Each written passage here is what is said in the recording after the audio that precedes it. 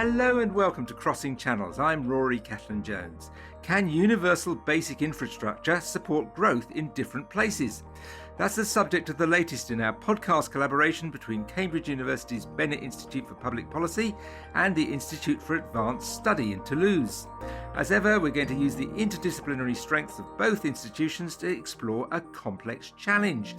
Why is it so hard to iron out geographic differences in economic performance?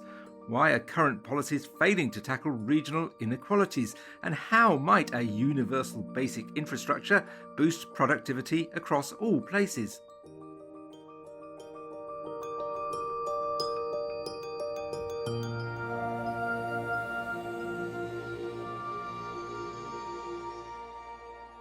To explore these issues today, we have Diane Coyle from the Bennett Institute. Diane, start us off. What does your research focus on? Well, I'm an economist, and a lot of my research is about productivity. And one of the key aspects of productivity is why it differs so much in different places. So that's what we're talking about today. And in the interest of full disclosure, I should probably mention that Diane and I have been married for 33 years. Joining us from the IAST, we have Jean-Paul Azam. Jean-Paul, what are your main research interests? I'm an economist. I focus on political economy. I've spent a lot of time working on Africa, so there is an anthropological dimension, but I work as well a lot on other countries and currently a bit on France. We'll look forward to hearing from you on that, Jean-Paul. And joining us from the University of Manchester, we have Andy Westwood. Andy, remind us of your main research interests. I've got a background in public policy, so I'm particularly interested in how governments do all of these things. But like Diane, I'm particularly interested in productivity and how local and national government work together or don't work together.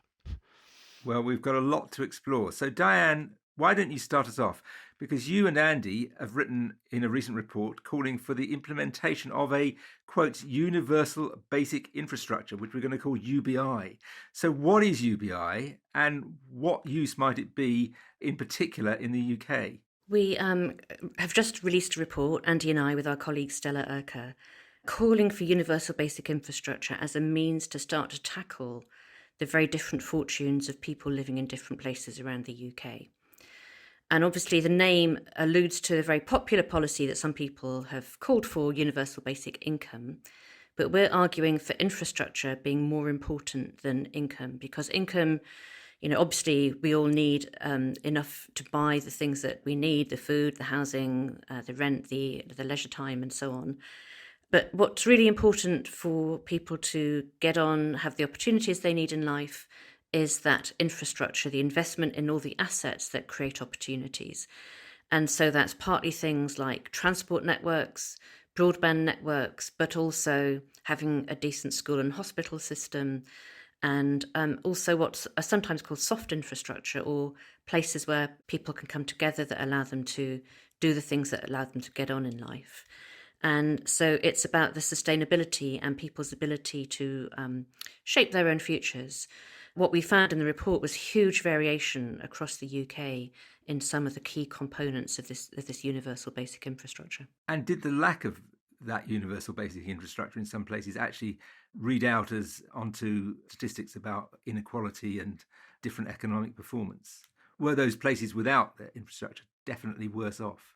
Well, a simple example of exactly that would be that if you don't have access to a bus stop and a good bus network, then you're not going to have much choice about where you can get to work. And so that immediately limits people's job opportunities. So there's definitely a link between access to these different things that people need to live decent and productive lives. But it's also an issue for growing places as well, because somewhere that has created jobs and wants to bring in new housing, if the infrastructure isn't there, it's going to limit the capacity for that growth as well. So actually, it is linked to inequality across places. People have to have a minimum, but it's also linked to constraining growth in places that are doing much better. Andy, in your view, what makes UBI a more effective policy than other approaches we've seen in the past? We've already heard about universal basic income, universal credit and so on, but we've also had a whole range over the last 30, 40 years of different regional policies that have been tried and often failed. I think the key thing is, as Diane's just said, it's collective rather than individual. Looking at the needs of a particular kind of group of people in a particular place rather than their individual incomes or individual needs. And it seemed to us to be very hard to build these services out of an individual income approach rather than bringing them all together and thinking about what do particular places need in order to function in an optimal way.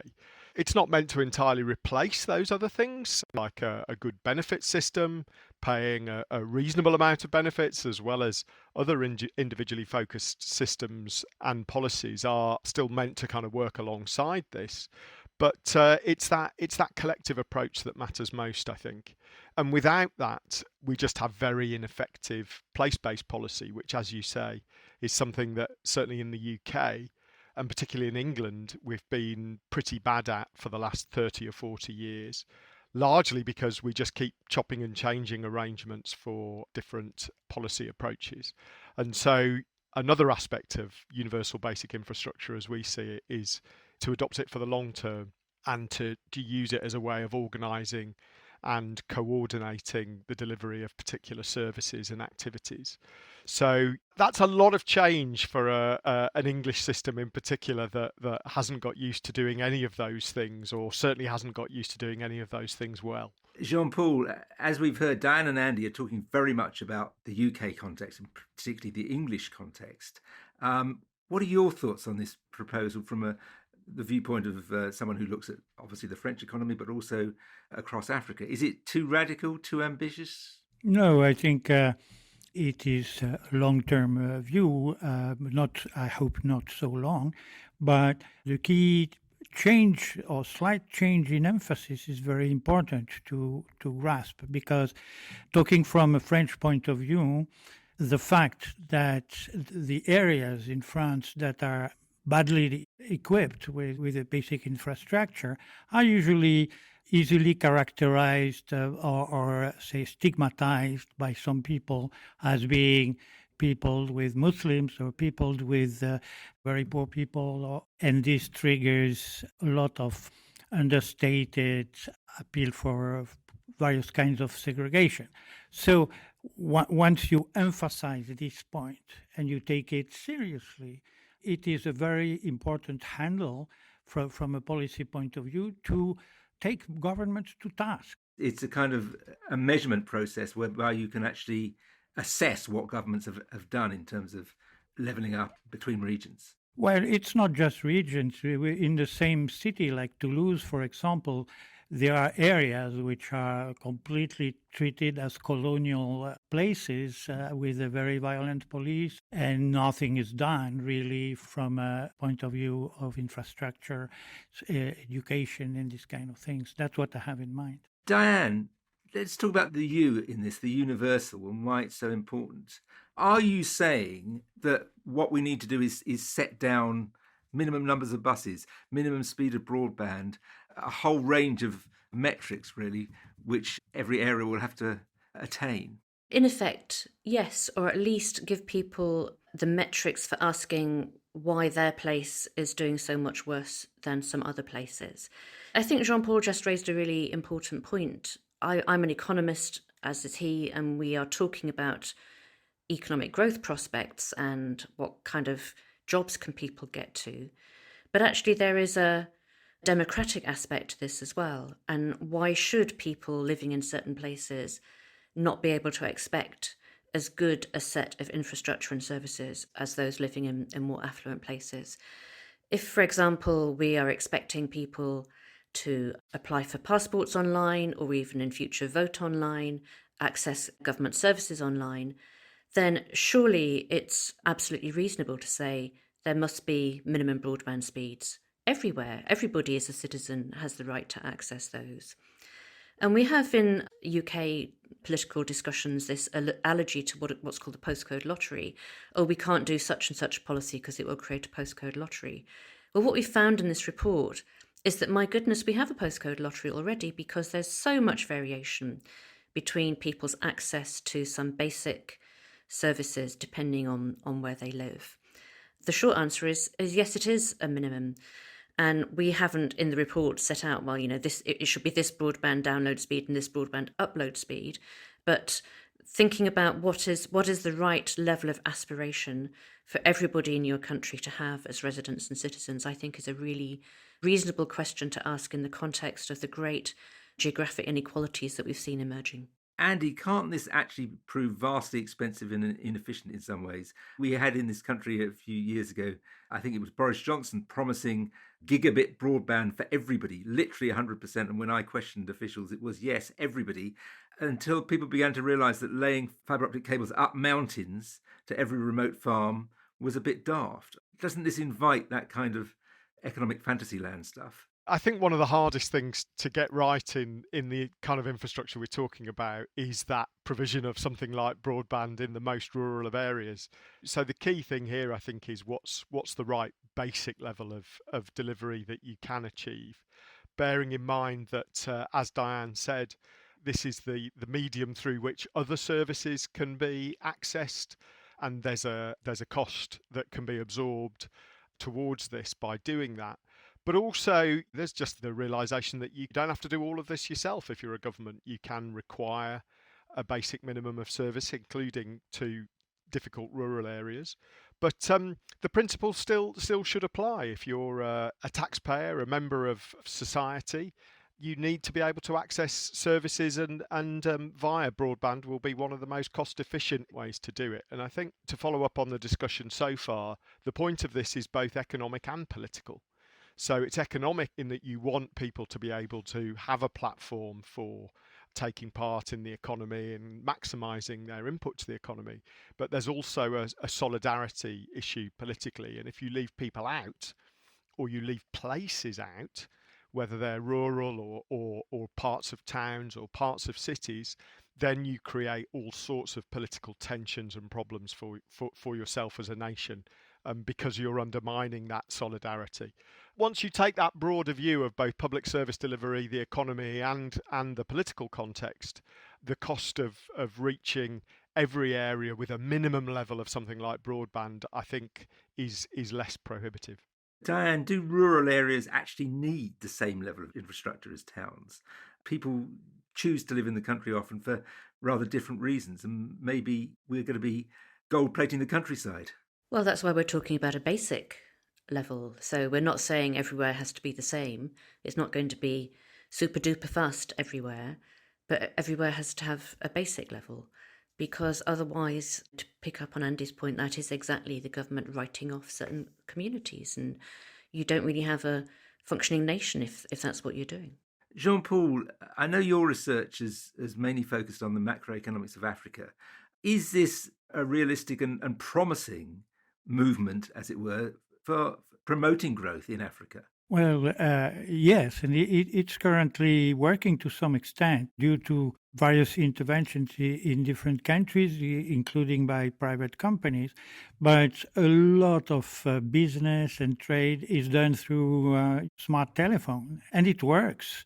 We have evidence that for finding the right price for a good, in which city is it the highest for the seller or the cheapest for the buyers and all that, it is working. Quite a lot of research has been performed on that, and the outcome is amazing in terms of increasing the business that these people are engaged in. It's a very simple thing, but it works. I've been hearing for, I think, at least the last 15 years that mobile phones are going to be the technology that leapfrogs African economies ahead. And to be honest, although there are sort of pockets where that's happening, it doesn't seem to me that there's great evidence that is true so far. Am I wrong? The evidence is scattered. I agree with you. I haven't found a synthesis about all that, but I've heard many seminar presentations with very convincing evidence about that.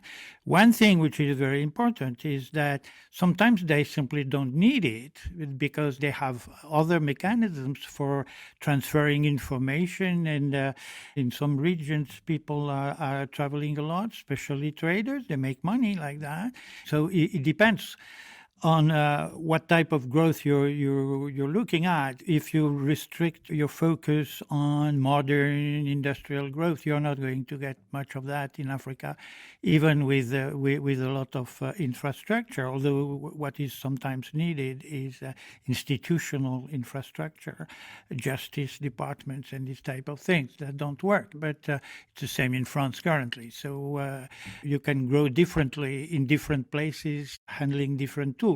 Globally, I think the telephone has been amazingly useful for especially the countryside or the most remote areas of the big cities. So, no, I'm more optimistic than you are.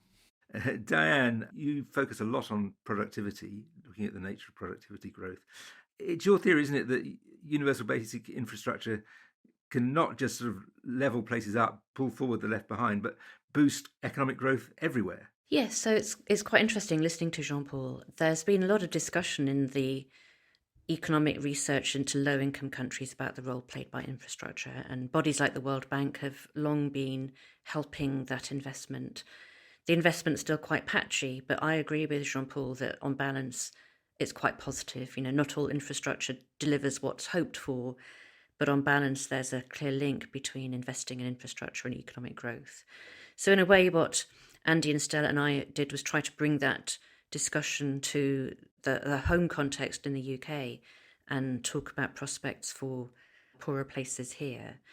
But it also matters for very dynamic places being able to grow as well. One of the features of the debate is not being able to build new laboratories or build new housing in growing places because people object to the congestion that will cause on the roads or the strain it will put on the electricity and water networks. So the lack of investment in infrastructure actually constrains success as well as holding back the places that have already been left behind. So it isn't just a question of levelling up, it's a question of if we want a successful economy at all, we've got to invest in the basics that allow businesses to do their own investment and expand and people to get the kind of jobs that they want to do. It's just the sort of, in a metaphorical sense as well as a literal sense, the wiring of the economy.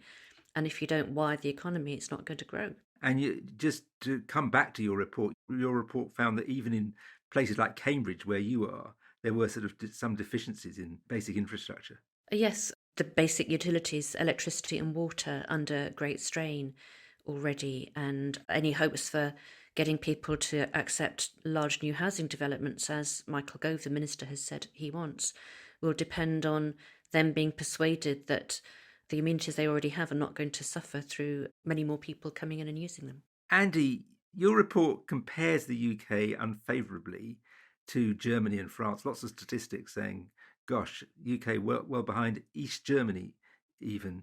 But aren't regional inequalities as big or sometimes bigger in those countries than they are in the UK? I mean, we know in France, for instance, that there's historically been a very centralised place and a huge amount of infrastructure in Paris, but perhaps not in more remote rural areas. No, so there are obviously differences between places in both France and Germany, but the levels of inequality are much deeper within the UK than both of those countries.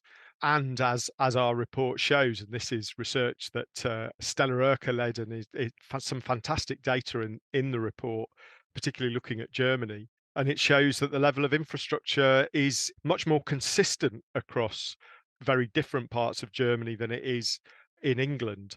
That's quite a surprise, I think, for lots of people, but it's a real problem from both perspectives in England. And that, of course, given that we looked quite heavily at places in the former East Germany, that's despite the challenges of reunification and the big gaps that existed in the 80s and 90s in Germany. So I think it's a real surprise that those inequalities are so much greater within the UK and in England in particular than they are in both Germany and France. Jean-Paul, let's get your perspective on France here. I mean, would it surprise you to hear these two British economists saying, oh, we're so much worse than France? You seem to be quite pessimistic about regional inequality in France. Well, the good news is that they have started to put the optic fiber for my place a couple of weeks ago.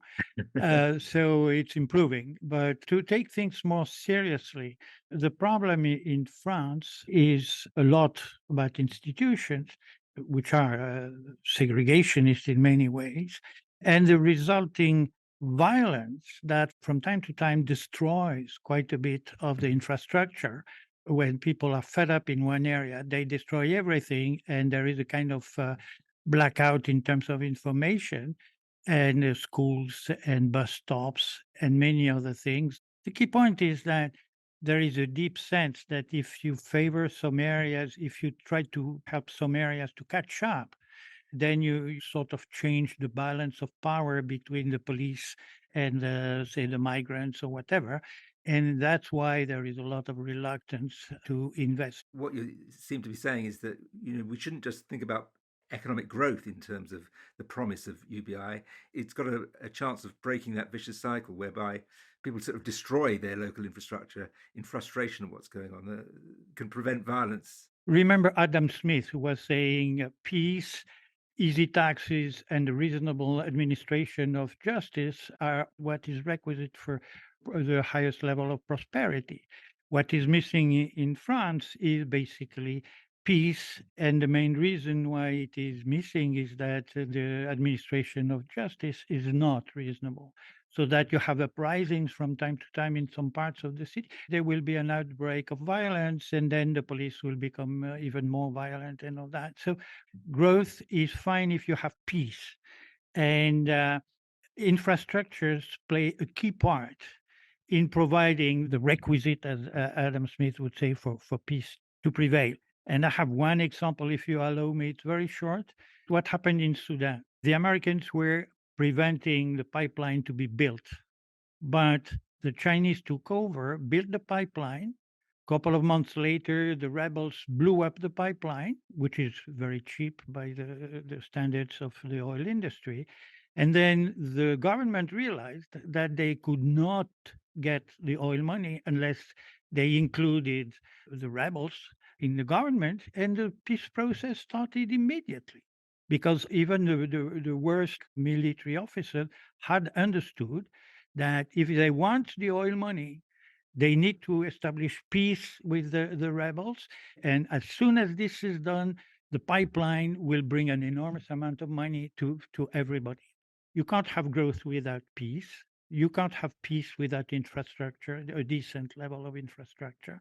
And you can't have the decent level of infrastructure unless you have some political setting that is exactly adjusted to the situation of those people. We all seem agreed on the desirability of this idea, that this is an idea whose time has come.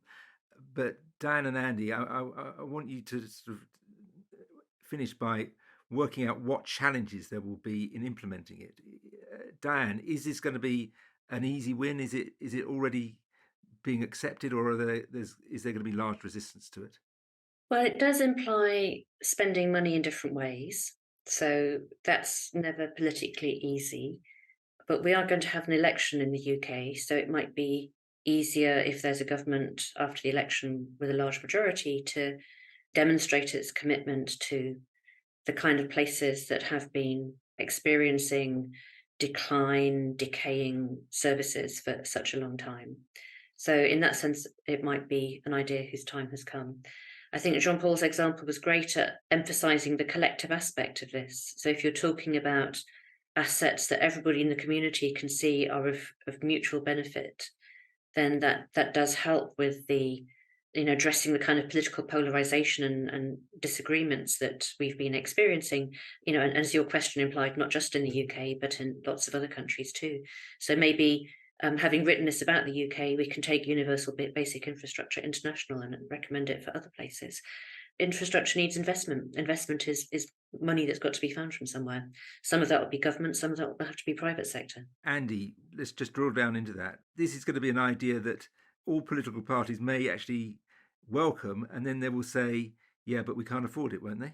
Well, they might, but I think if you understand the value of what we're trying to achieve here, I think it's worth them pausing before they do that. as Jean-Paul says, his conception of peace is terrific, I think, here, because one of the things we think basic infrastructure can help do is rebuild democracy where it's in crisis in different parts of the country and arguably in the country as a whole. But it's also about rebuilding bits of the economy that have suffered in huge ways over the past kind of 20 or 30 years and leave places and people ill-equipped to contribute and to earn a decent standard of living. So it's about rebuilding more than just the particular challenges that particular places face. The approach isn't just about what government has to spend. It's about, as Diane says, it's about regulation. It's about getting the private sector to pay its fair share. And a lot of the services we look at are delivered and owned by the private sector. So really, I think the hardest thing for governments, certainly in the UK, to do with this isn't really about the investment. It's about the coordination, working together between different departments and different agencies, but it's also about working together between central and local government and getting that coordination right and understanding what it takes, including across things like regulation and procurement and all these sorts of things, is perhaps the bigger institutional challenge. And part of that will require creating and sustaining an effective local government, which hasn't been the case for 20, 30, 40 years. We've had a fairly weakly constituted and funded layer of local government. And what we see is the real importance of local government in leading some of these services, as well as the assessment of different elements of infrastructure that different places need. Perhaps the biggest challenge isn't how you finance this. The biggest challenge is how you actually coordinate government and deliver it. And it would be interesting to hear how different political parties kind of consider that challenge. Jean-Paul, I'm going to give you the last word to give us a sort of broader perspective outside the UK and whether this is an idea whose time has come, both from the economic community and from the politicians, and whether you see it gathering force and actually being implemented. There was a time when the Bretton Woods system was bent on building infrastructure, and then it ran out of fashion. The key point to emphasize is, as has been emphasized by all of us now, you have to have a broad perspective. Don't invest in things that will increase inequalities between groups, and try to make sure that the infrastructure will force the government to have an inclusive politics and infrastructure. I mean, don't worry, the World Bank, the EU, and all that have the money to help finance a lot of those investments if that raises issue. I think this report is helping a lot to clarify the concepts. And I think this is what is really the most important thing to emphasize. Jean-Paul, thank you. That's all we have time for on this episode. Thanks to Diane Coyle from the Bennett Institute, Jean-Paul Azam from the Institute for Advanced Study in Toulouse, and Andy Westwood from the University of Manchester. Let us know what you think of this latest episode of Season 3 of Crossing Channels. You can contact us via Twitter, as I still insist on calling it. The Bennett Institute is @BennettInst. The Institute for Advanced Study in Toulouse is IAS Toulouse, and I am Ruskin147. If you enjoyed this episode, then do listen to our other Crossing Channels editions, notably our latest one on the value of health tech. It's a cracker. And please join us next month for the next edition, where we'll be looking at economic growth and climate change.